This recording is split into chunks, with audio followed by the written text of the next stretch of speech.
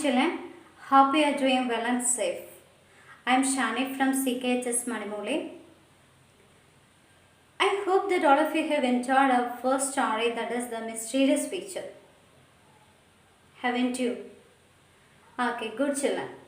Did you do the assignments? Did. Good. Do you like to listen to stories? Yes. We all like stories, especially children like stories very much. Do you remember any stories that your grandparents told you or your grandparents shared with you? They might have shared an immense variety of stories with you. Can you name some of them? Good. Ame Moilum, Manangade Karilem, Alauddin Malbudavakan. There are a lot of such stories in front of us. What is special about these stories? Do you know who has written that story? Any idea about the writer? No.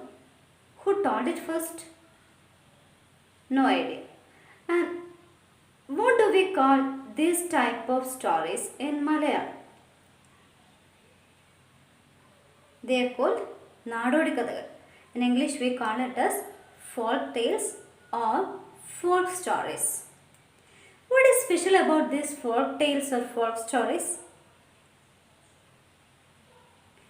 First thing, they have no origin. Second thing, it passes from one generation to the other. That means our grandparents told the story to us. We tell that story to our children. They will tell that story to their children. In that way, it passes from one generation to the other.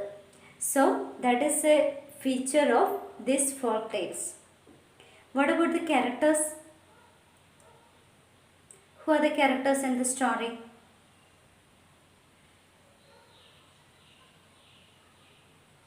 Animals, human beings, plants, whatever may be there, everything will be the characters. And so, the characters may be living as well as non-living things. Okay. And again, so these are the features of folk tales. Here, we are going to be folk tale from Japan. It was collected by the famous Japanese publisher Hasegawa Takejiro. He collected and published these folk tales, some Japanese folk tales for us. So here is a profile of the publisher. Hasegawa Takejiro was an innovative Japanese publisher specializing in books in European languages on Japanese subjects. Hasegawa employed leading foreign residents as translators and noted Japanese artists as illustrators and became a leading purveyor of export books and publications for foreign residents in Japan. Now we read about the publisher Hasegawa Takejiro. The name of our story is The Boy Who Drew Cats. What type of pictures do you draw, children? All animals, plants, human beings, nature, everything. But see, did you get any idea about the boy in our story? Yes. What? He liked to draw cats only. And let us go to the story. Okay, listen very carefully. Open your book and listen. A long time ago, in a small country village in Japan, there lived a poor farmer and his wife who were very good people. They had a number of children and found it very hard to feed them all. The eldest son was strong enough when only 14 years old to help his father, and the little girls learned to help their mother almost as soon as they could walk. But the youngest child, a little boy, did not seem to be fit for hard work. He was very clever, cleverer than all his brothers and sisters. But he was quite weak and small, and people said he could never grow very big. So his parents thought it would be better for him to become a priest than to become a farmer.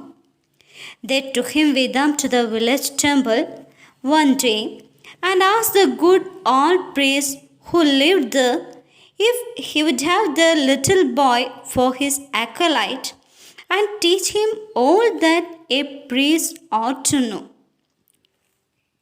The old man spoke kindly to the lad and asked him some hard questions. So clever were the answers that the priest agreed to take the little fellow into the temple as an acolyte and to educate him for the priesthood.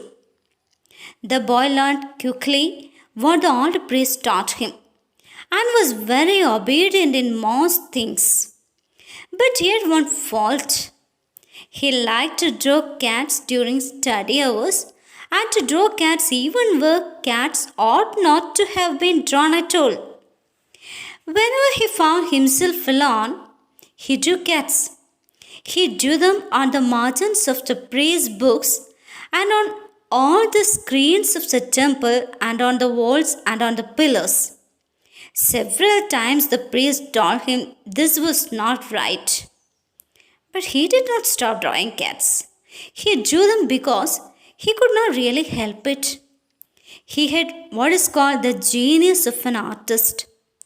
And just for the reason, he was not quite fit to be an acolyte. A good acolyte should study books. Shall we answer some questions now? Yes. Where does the story take place? The story takes place in Japan. Good. Was the farmer rich? No, he was a poor farmer. When did the elder son start to help his father? Yes, at the age of 40. What did the little girls do? They helped their mother when they started to walk. Why was the youngest boy not fit to do any hard work? Good. He was very weak and small. What did his parents decide to do with him? They decided to make him a priest. Did the old priest accept the boy as a acolyte? Very good. Yes, the man accepted the boy. Why did the old priest accept him? Because he gave very clever answers to the questions asked by the priest. Okay, good children. Now I think you understood the story very well. Do one thing. Let us summarize the paragraphs first. Okay. Before going to the summary, let me know, have you noticed any new words? Priest, okay, acolyte, genius. See children, here you can see the meanings of new words.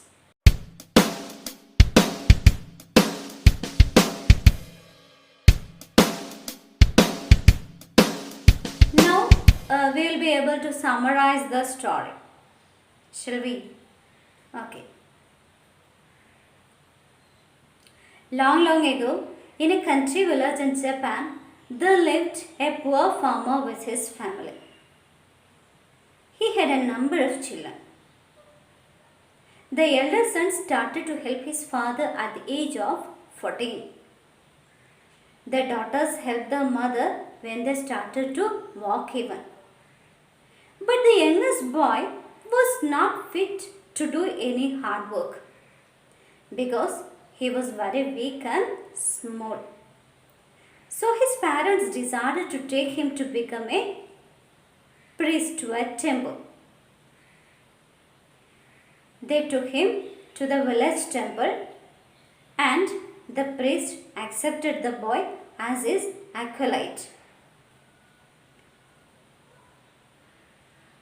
The boy gave very clever answers to the questions asked by the priest. So the priest was very happy to accept the boy. But he had a fault. What was the fault? He wanted to draw cats everywhere. Everywhere, every time. When he was alone, he wanted to draw cats. And in the temple also, he started drawing cats everywhere. On the pillars, on the walls, on the margins of prayer books. And where cats ought not to be drawn. The role he drew cats. What do you expect, children? Will the father be happy or sad after leaving the boy in the temple? Sure that the father was very sad. Let us write the diary entry of the father after reaching home. You have written a lot of diaries from the first lesson, and so we know what are the features of diary writing. Here is a sample diary for you. Just read it and analyze the features of diary entry.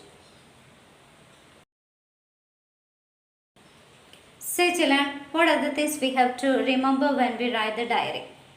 First,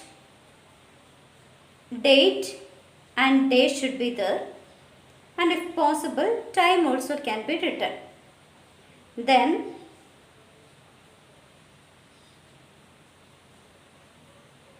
it should have a descriptive heading. A heading that is according to the context can be given to the diary. Then,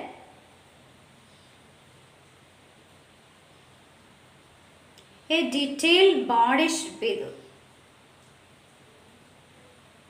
How we have to write it? In an informal style. It should be very personal. That means we are going to express our feelings in the diary, and so it is very personal in an informal style. Then last, we have to put our signature. These are the features of diary writing. Now we are going to write the diary entry of the father. Keeping these points in mind, you write the diary. Then what do you have to do? Send it to your teacher and make corrections. Okay. Then what do you expect, children? The father left the boy in the temple and went home. This boy had a fault. He wanted to draw cats everywhere.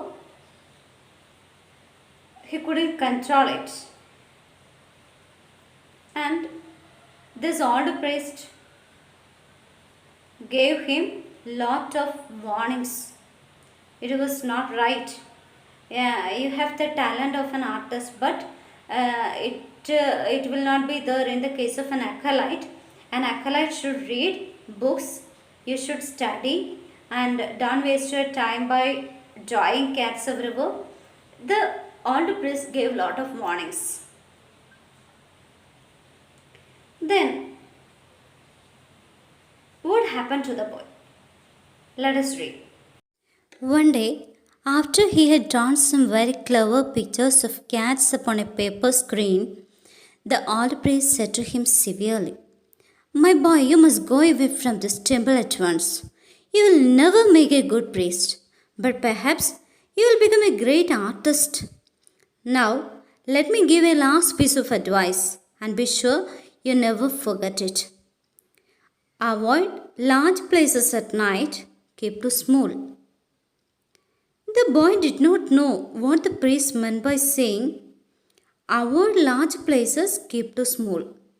He thought and thought, while he was tying up his little bundle of clothes to go away.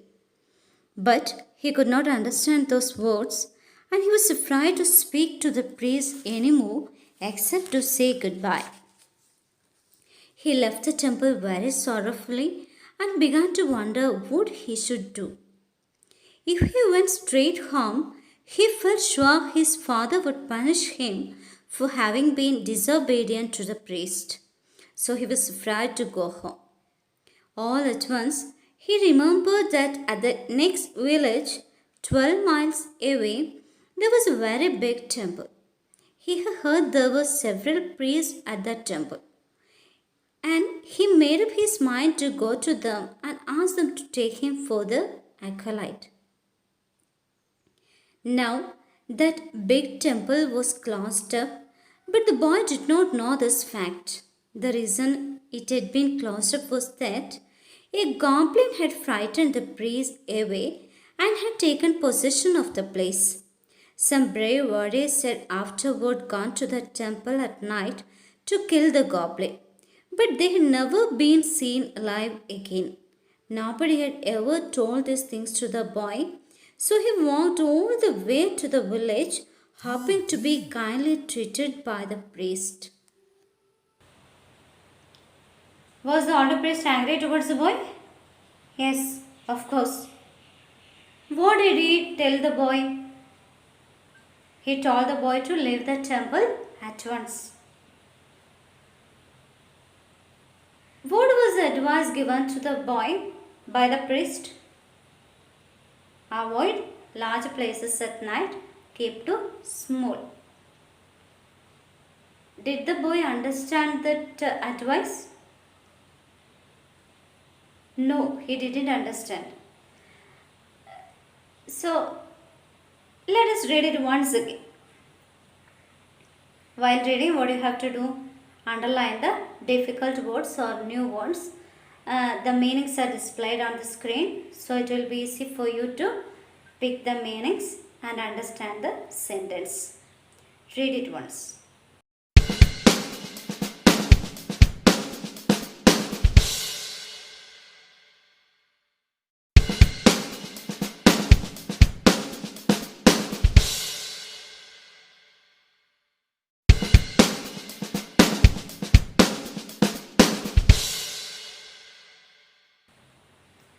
Have you finished? Okay, let us answer a few more questions. Why was the old priest angry? Because the boy drew cats everywhere. Everywhere, on the pillars, on the walls, on the margins of prayer books, everywhere he drew cats. The old priest was angry. What was the advice given to the boy by the priest? Already we told the answer. Avoid large places at night, keep to small. Why didn't the boy go home? Why didn't the boy go home?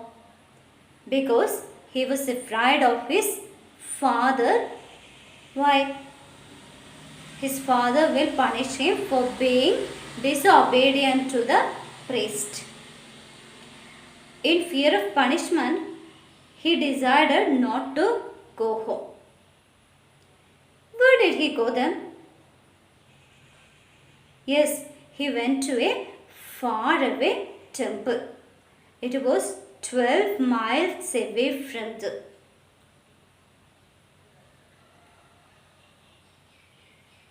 Did he know all about the temple? No, poor boy. He didn't know anything about the temple. And he expected that some priest would come and receive him. Poor boy reached the old temple 12 miles away from the first one.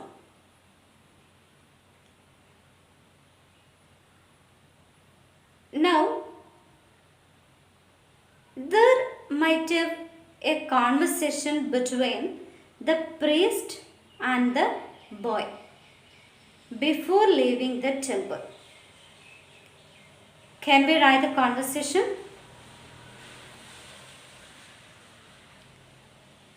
Okay, you know how to write a conversation.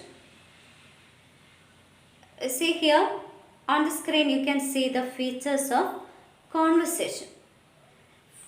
First, there should be a good beginning. When we write the conversation, there should be a good beginning. Then,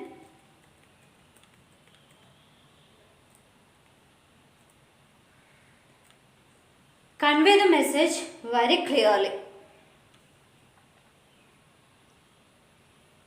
Use short expressions, short questions, etc. At last, we have to give a conclusion.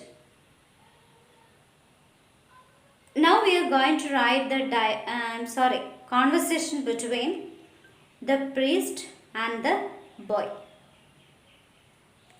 Remember these points and try to write it yourself.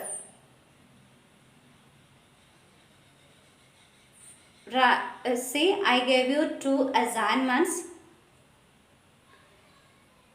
One is to write the diary entry of the father. The next one, now to write the conversation between the priest and the boy. Before concluding, let us summarize the last paragraphs. One day he drew many varieties of cats and the priest was very angry. The priest told him to leave the temple at once. He told him that he would be a good artist but not a priest. At last, the old priest gave him an advice also. Avoid large places at night, keep to small. The boy didn't understand the meaning of the advice, but he didn't ask it again because he was afraid of the priest.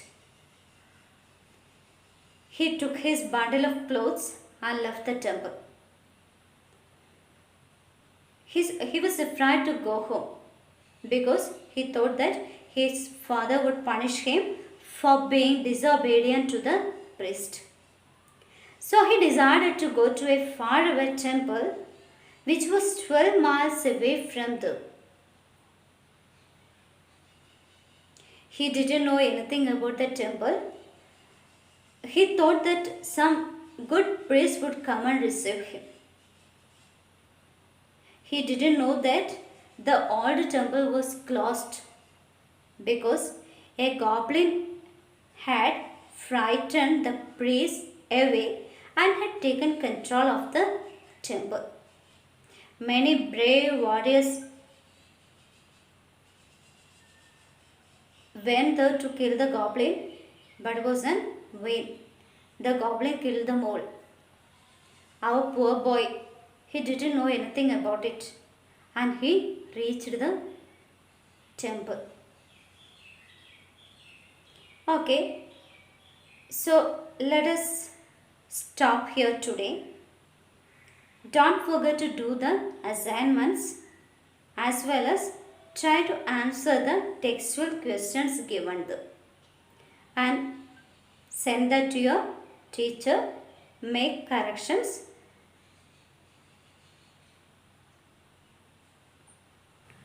So today we stop here. Let us continue in our next class. Till then, bye. Take care.